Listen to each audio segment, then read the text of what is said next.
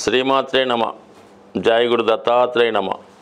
ఈ వీడియోలో మనం ధనుస్సు రాశి వారికి బాధక గ్రహం గురించి తెలుసుకునే ప్రయత్నం చేద్దాం. మరి ప్రతి రాశికి ఒక బాధక గ్రహం ఉండడం జరుగుతూ ఉంటుంది.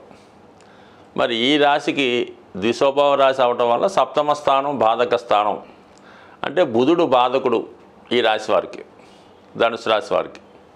అంటే ఒక విధంగా ప్రతి వారికి కూడా వారి యొక్క వ్యక్తిగత జీవితంలో ఎవడో ఒకడు బాధకుడు ఉంటాడు. ఒకడికి భార్య రూపంలో, స్త్రీలకు భర్త రూపంలో, కొంతమందికి స్నేహితుడి రూపంలో, కొంతమందికి ఏంటంటే అక్కలేని అటాచ్మెంట్ పెట్టుకుని ఆ రూపంలో కూడా ఎవరో ఒక బాధకుడు ఉండడం జరుగుతూ ఉంటుంది. అంటే వీళ్ళు ఏ పని చేసినా కూడా అది అడ్డు తగులుతూ ఉంటుంది అన్నమాట, ముందుకు వెళ్ళవదాం. ఈ విధంగా ఉంటే మరి జ్యోతిష్ శాస్త్ర ప్రకారం మరి బాధకుడు అంటే ఒక విధంగా జాతకుడికి ఏదైనా ఆపద తలపెట్టేవాడు అని చెప్తూ ఉంటారు. ఎప్పుడు ఆ జాతక చక్రంలో ఆ జాతకుడికి అది అనుభవించాలని అనుకున్నప్పుడు ఆ బాధక గ్రహం ఆ పనిష్మెంట్ ఇవ్వడం జరుగుతూ ఉంటుంది. ఉదాహరణకి జాతక పీఠికలో సుమారుగా ప్రతి ఒక్కడు పుట్టినప్పుడే ఆ బ్రహ్మదేవుడు కొంత ఆయుష్ నిర్ణయించి భూమి మీదకి పంపుతూ ఉంటాడు.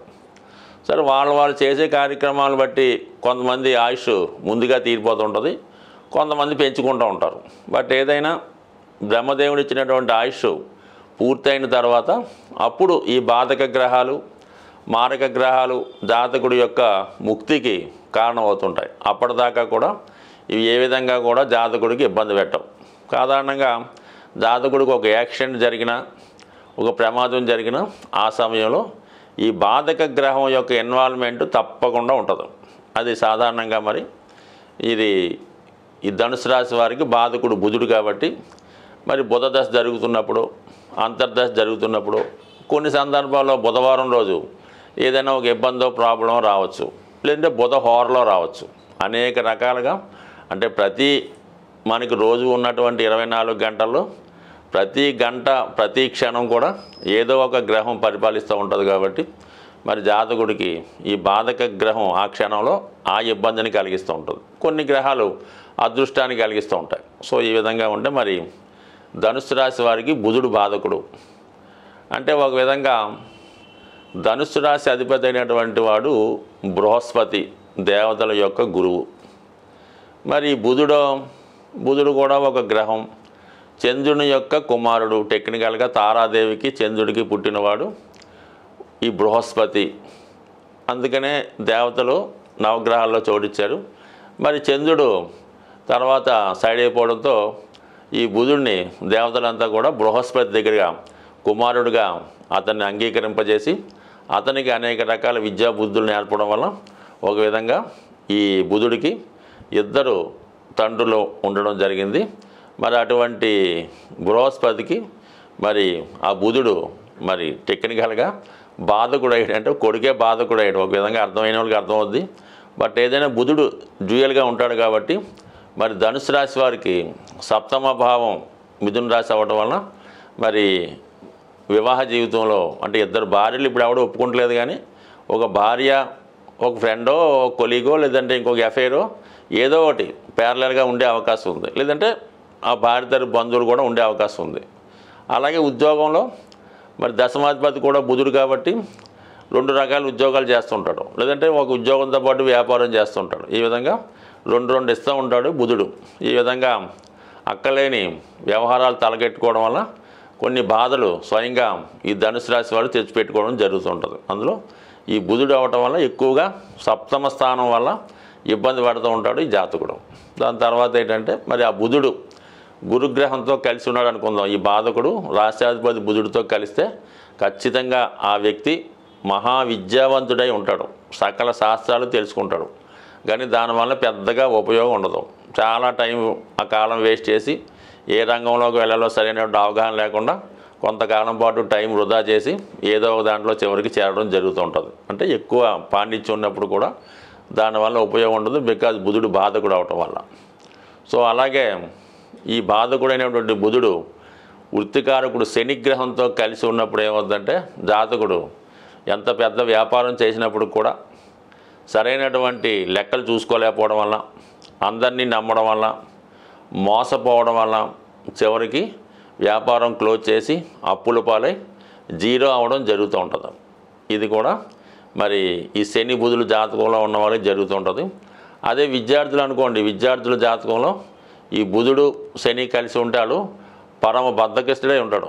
పుస్తకం తీస్తే నిద్ర వస్తుంటుంది, ఏది కూడా సరిగ్గా చదవడం, అన్నీ బ్యాక్లాగులు పెట్టి ఇంట్లో ఏదో కథలు చెప్పి చక్కగా పుణ్యకాలం కాస్త గడిగిపోయిన తర్వాత జ్ఞానోదయం అయి అప్పుడు ఎప్పుడో చదువు పూర్తి చేసి జీవితంలో చివరిగా స్థిరపడడం జరుగుతూ ఉంటుంది అన్నమాట. ఇది ఈ బుధ శనులు కలిసి జాతకంలో ఉంటే వాడు ఈ విధంగా అటు వ్యాపారానికి పనికిరాడు, ఇటు చదువుకి పనికిరాడు, ఈ విధంగా ఉంటుంది. అదే బుధుడు మరి కుజగ్రహంతో కలిసి ఉన్నాడు అనుకుందాం. సో ఇక్కడ మరి ఈ రెండు గ్రహాలు కలిసినప్పుడు జాతకుడు చాలా వరకు మరి ఇతరులని మోసం చేయడం కానీ, లేదా తనకు తాను మోసపోవడం కానీ, అలాగే స్థిరాస్తి సంబంధించిన విషయాల్లో, అలాగే పెళ్లి సంబంధించిన విషయాల్లో పరస్పరం అవగాహన లోపం వల్ల గొడవలు పడటం, కోర్టు దాకా వెళ్ళడం, ఈ విధంగా నష్టపోవడం కూడా జరిగే అవకాశం ఉంది. బట్ ఏదైనా మరి ధనుసు రాశి వారికి ఈ బుధుడు బాధకుడు అవటం వల్ల మరి బుధుడు ఏ గ్రహంతో కలిసి ఉంటే ఆ గ్రహం ద్వారా కూడా బాధ కలిగే అవకాశం ఉంటుంది. కాబట్టి జాతకులు జాగ్రత్తగా వ్యవహరిస్తే మంచిది. రాశి చక్రం ప్రకారం ప్రతి ఒక్క రాశికి బాధక గ్రహం ఉంటుంది, అష్టమాధిపతి ఉంటాడు, అలాగే అష్టమాధిపతితో కలిసిన గ్రహాలు ఉంటాయి, 22వ ద్రాక్షాణపతి ఉంటాడు, 64వ నవాంశపతి ఉంటాడు. ఈ విధంగా అనేక గ్రహాలు మరి జన్మజాతకంలో ప్రతి రాశి వారికి ఏదో ఒక ఇబ్బంది కలిగించే గ్రహాలు ఈ విధంగా ప్రతిదానికి ఉండడం జరుగుతుంది. అయితే ఏదైనా ఈ నవగ్రహాలు కూడా మానవుడి యొక్క జీవితాన్ని పరిశీలిస్తూ అతను అభివృద్ధికి కారణమవుతుంటాయి. అతను ఏమాత్రం దోవ తప్పిన పనిష్మెంట్ ఇవ్వడానికి కూడా సిద్ధంగా ఉంటాయి. కేవలం శని భగవానుడు ఒక్కడే కష్టాలు కలిగిస్తాడని, గురుగ్రహం మాత్రమే జీవితంలో అదృష్టాన్ని ఇస్తుందన్నమాట కేవలం 100కి 100 పాళ్ళు రాంగు. మరి అన్ని గ్రహాలు సహకరిస్తేనే జీవితంలో ఆ జాతకుడు జీవితంలో పైకి రావడం జరుగుతుంది.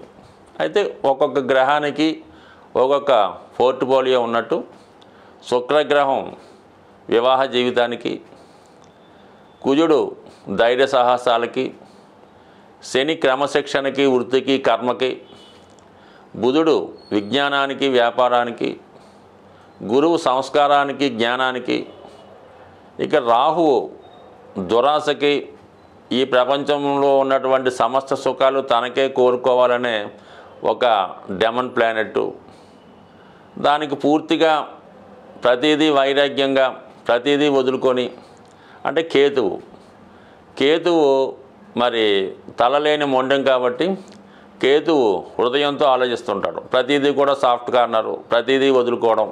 ఈ విధంగా ఆధ్యాత్మికవేత్తలకి, సన్యాసులకి, మరి బ్రహ్మచారులకి అటువంటి వాళ్ళకి కేతు కారణం అవుతుంటాడు. ఏదైనా అన్ని గ్రహాలు సహకరిస్తేనే జాతకుడికి ఉత్తమ జాతకంగా పరిగణించబడుతుంది. ఏదో కొన్ని గ్రహాలు సహకరిస్తే 50% అనుకూలిస్తూ ఉంటాడు. కేవలం 1-2 గ్రహాలు అనుకూలిస్తే ఏదో జీవితం అలా సాఫీగా జరుగుతుంటుంది. బట్ ఏదైనా ప్రతి గ్రహాన్ని కూడా మరి గ్రహాలు కూడా దేవతల యొక్క స్వరూపాలు కాబట్టి అవి జప దానాల ద్వారా, పూజల ద్వారా, రత్నధారణ వల్ల ఖచ్చితంగా గ్రహాలు మనకి అనుకూలిస్తాయి. అయితే ఏ గ్రహమైనా కష్టపడకుండా మాత్రం ఎట్టి పరిస్థితుల్లో కూడా ఫలితం ఇవ్వదు. కేవలం మనం ఉంగరం పెట్టేసుకున్నామంటే జీవితం మారదు, ఎవరికో ఒక 10,000 ఇచ్చి జపం చేయించామన్నా కూడా జీవితం మారదు. మనకి ప్రస్తుతం జీవన విధానంలో జాతకుడికి ఏది అవసరమైతే ఉంటుందో, సుమారుగా మనకి వివాహ ప్రయత్నం చేస్తున్నాడు, వివాహం కుదరలేదంటే కుజుడికి జపం చేసేద్దామండి, శనికి దానం ఇచ్చేద్దామంటే మాత్రం ఎట్టి పరిస్థితుల్లో కూడా మీరు ఎన్ని సంవత్సరాలు ఇలా చేసినా కూడా జరిగే అవకాశం ఉంది. అంటే మీరు వివాహానికి ఎంతవరకు యోగ్యత కలిగి ఉన్నారు, మీకు ఎటువంటి భార్య వచ్చే అవకాశం ఉంది అన్న విషయాన్ని బాగా పరిశీలించి మీ ప్రయత్నం మీరు చేస్తూ ఉంటూ కొంతవరకు ఈ పూజా కార్యక్రమాలు స్వయంగా చేసుకుంటే కంపల్సరీగా మీ యొక్క ఆశయం నెరవేరుతుంది తప్ప కేవలం ఈ గ్రహాలు మనం వాటిని ప్రసన్నం చేసుకుంటే అవి శుభగ్రహాలుగా వరాలు ఇస్తాయి. వాటిని నిర్లక్ష్యం చేసి వాటికి సంబంధించిన తప్పు కార్యక్రమాలు చేస్తుంటే అవి బాధకుడుగా మరి జాతకుడి యొక్క పతనానికి కారణమవుతుంటాయి. స్వస్తి.